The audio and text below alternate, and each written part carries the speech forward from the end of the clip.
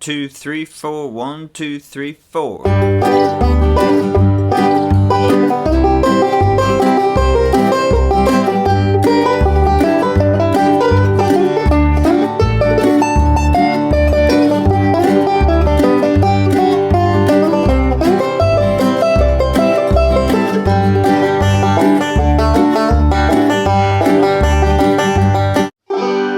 Everyone out there in Banjo land, Mike Heading here, coming to you today with another little mini banjo lesson. This time we're going to be talking about up the neck Scruggs backup and kind of stringing together some licks to create a whole, enough backup vocabulary where you could play over a whole verse or a chorus and kind of, stringing everything together and how do you connect stuff. And more importantly, how do you take something that you've learned in one song and move it to another key or use it in a new situation, which is really important because if you can take some stuff that you've already learned in one song and move it to a new song, you're just going to be able to learn that new song that much faster. All these backup licks are kind of movable, so I'm going to show you how to be able to play them in a couple different keys. And I've got a whole tab that breaks everything down note for note, right hand and left hand. And you can subscribe at the end if you want to get the tab sent to you. Alright, here we go. Alright, so let's start breaking this backup down 2 measures at a time. Because we got 2 measures of G, 2 measures of C, then we're going back to G for 2 measures, then 2 measures of D. So very common bluegrass kind of form. Okay, so we're going to start up here at the 5th fret, and we're just going to do some vamps, kind of switching between the F shape and the D shape. So I'm doing a thumb on the 4th string, and then I'm pinching the top 3 strings. Then I'm going up to the 9th fret and doing that same right hand. So that's in its simplest form. Just practice getting that distance down of how far you gotta move. So that's what I'm doing for the first measure. Another little tip that you can do on that is you don't want to let the notes ring out too much. It's not... you have to let off the pressure a little bit with your left hand. It'll almost look like I'm squeezing, but I'm actually letting off the pressure. That's how you get the notes to kind of cut short. I'm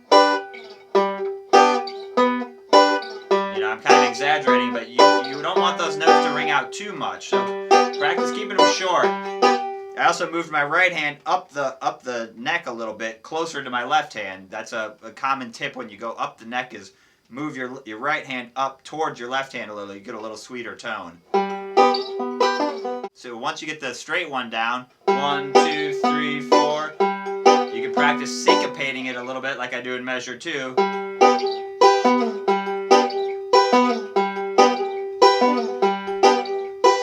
you can do that, or you can do some more rolling, The forward verse roll works really well.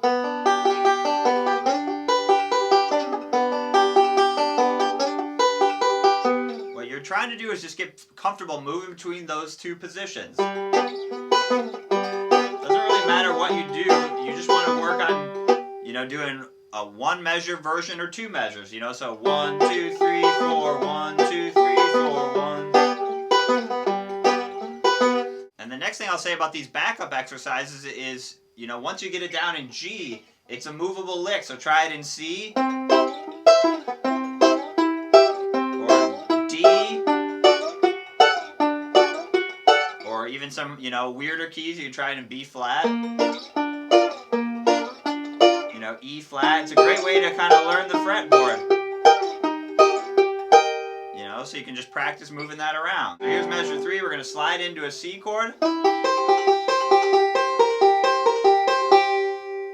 So I'm sliding in from 7 to 9 on the 3rd string, and I'm doing a forward roll. Then I'm going up to the 5th string and keep rolling forward. And then I'm wrapping my thumb around on the 8th fret, and I'm still rolling forward. And then I'm taking it off at the very end. So it sounds like this.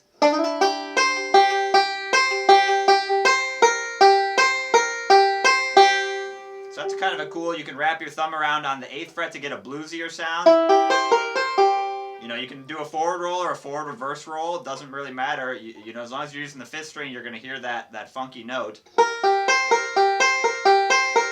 If you don't want quite as bluesy sound, you can do the 7th fret and kind of do, it's C6 actually, so it'll be a little softer.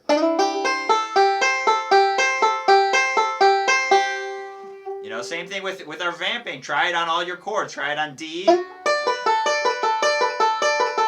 Try it on your high G.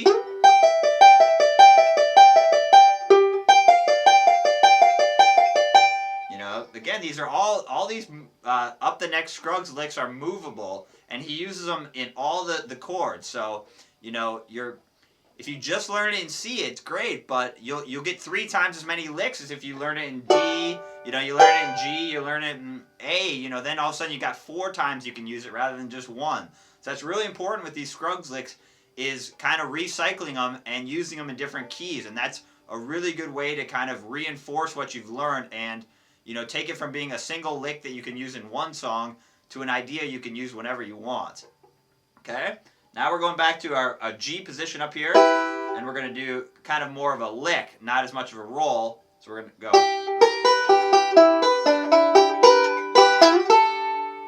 Okay, so I'm starting on the 8th fret, and the most important thing about this lick is just keeping all your fingers down.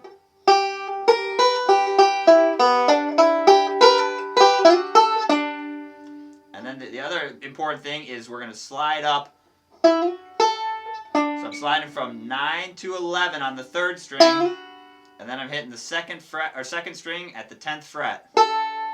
And that's going to set me up to go into our D. So let me play that a few times. You can look at the tab for the exact notation. I'll play it really slow. So I'm starting with my index finger of my right hand.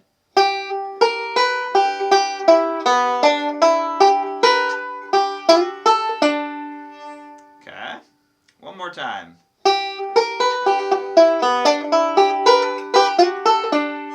So same thing, you know, you can do these anywhere you can do that shape. You know, so that'd be in C. You know, really try and move these around. I can't stress that enough. Take all these licks and move them around to different keys, and you're going to know it so much better, trust me. So really move them around, okay? Now we're going to be in a D chord. So let me play this as a common Scruggs D lick. One more time.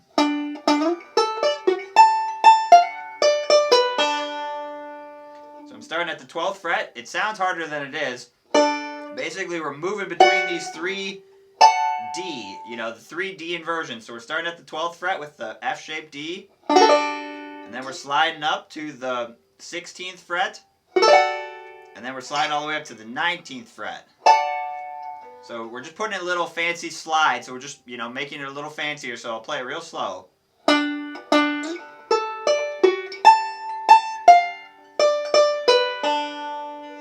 So the counting's a little tricky on this one. You're going 1, 2, and 3, and 4, and 2, 3, and 4, and. So let me play it one more time. It's kind of hard to count and play it at the same time.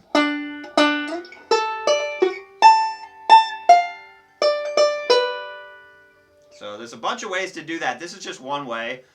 What I would do is just practice going between those 3 positions. You know, it's not very similar to the Foggy Mountain Special lick, actually. You know, so you can do more of a backwards roll. Or you could pinch at the beginning.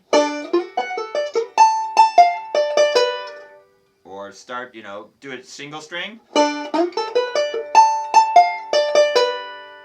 Or try it in G, same thing like we've done before. You know, listen to Blue Ridge Cabin Home on the Bluegrass Album Band. J.D. Crowe uses that in the 2nd verse, you know, he goes. You know, so it's that same lick. Instead of doing it in D, we're doing it all the way down in G. That's really important. It's just it's a movable lick. Now to get back down to G, so let me play it one more time. Okay, now we're using the 5th string to get back down. And we're doing a 5/8 slide on the 2nd string. So this is a little, just a fill lick that we're going to walk down to a C chord. So we're going to go. So we're doing 8, 7, 6. This is all in the tab, a really common lick. So one more time. And then you got to break a little rule here with your right hand. We're going to do 2 thumbs in a row, even though they're eighth notes. So I'm just pushing my thumb quickly through the 4th and 3rd strings. And then I'm playing 3 indexes in a row with my right hand. So you just have to kind of do it quick. It just takes a little bit of practice. Let me play that. It's measure 9 in the tab. So right there, that's where you got to use 2 thumbs. And right before it, using thumb index on the 3rd string, on the same string. So do that slide with your 2nd finger, and then that puts your 3rd finger ready to play the 9th fret, 1st finger on the 7th fret, 3rd finger on the 9th fret, again on the 4th string, and you've kept your 1st finger down on the 7th fret, and then you keep your 2nd finger down on the 8th fret, and then I use my 1st finger to walk down 7, 6, and then we need 2 more notes to fill out our measure here. So I'm going to do a 7-9 slide, and then hit an open 1st string. It sounds a little weird played slow, but we're basically just need to slide up to get into our C, so that's how we're going to get into it. So it sounds like this.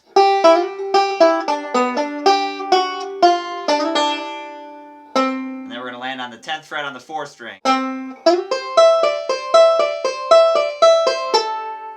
Okay, so we're sliding from our F position C chord to our high D position C chord, 12, 13, 14. So instead of vamping like we did on the G, we're going to do a slide and a roll. So and I wrap my thumb on the 12th fret. It's actually a C9. So you don't have to worry about the theory too much, but just know that you can do that thumb wrap with your F position, or you can do it with your D position. With the D position one, you always line it up with your 1st finger. You can't go down too far; it won't work. So you gotta just do that. You can't do both of them like you can with the F position. You can only do the one, and it lines up with your 1st finger of your left hand. We're just transferring between those 2 with a roll. And then I'm adding my 3rd finger on the 14th fret. Basically that same idea that we just did, for the fill lick of G, we're just up in the C chord now. You can even practice that same lick. That'd be going into F. So again, take all these licks and move them around. So we're just using... So that'd be in C, same idea. One more time. Okay, now we're going back down to open, so we're just going to hit an open 3rd string. And that's going to give us time to get back down pretty quick, and we're just going to do a fill lick. That's just going to give us time to get back down. So we're using a pretty simple lick to go back to G there. And then we're going to do a double hammer on. We got one more measure of D, a quick D at the end, and we're going to do... So kind of actually a G lick. I was talking about this in one of my other videos. Sometimes on banjo, we're going to let the band play those quick D chords, and we're actually just going to kind of play a G lick, So we're going to do, and then hit open 3rd string, and then 2-5 slide to finish it. So one more time, it sounds like this. You're up on your C chord.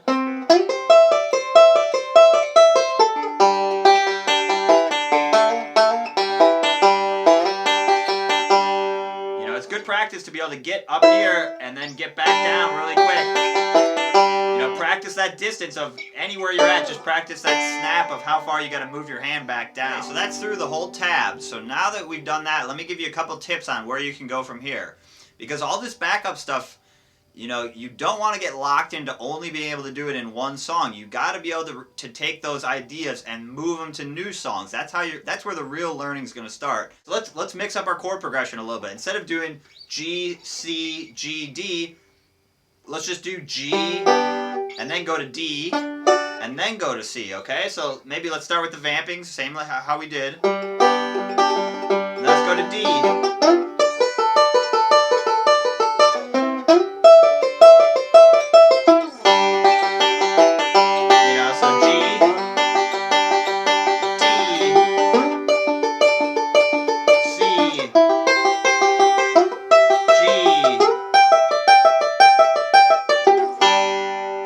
took all those ideas and just moved them around a little bit. You know, you could go back to this too.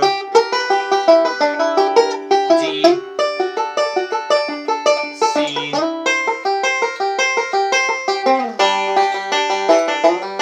G, D, C, something like that. So it's, not the craziest chord progression, but the more ways you can mix them up, the better. Okay? So last thing I'd say is try it in a harder key, like try it in F or something like this.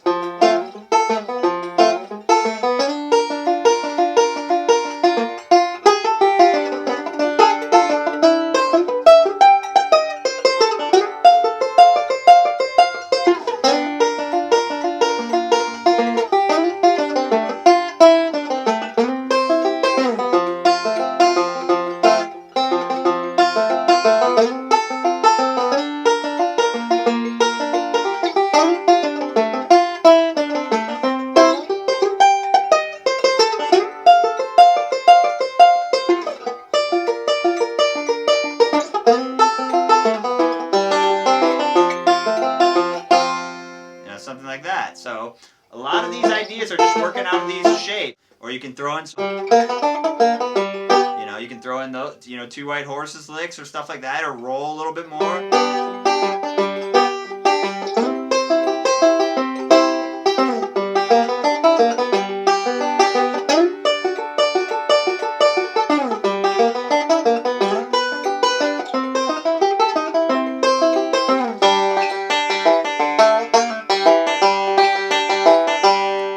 Usually like to end low, and kind of finish it down here, but that's just me.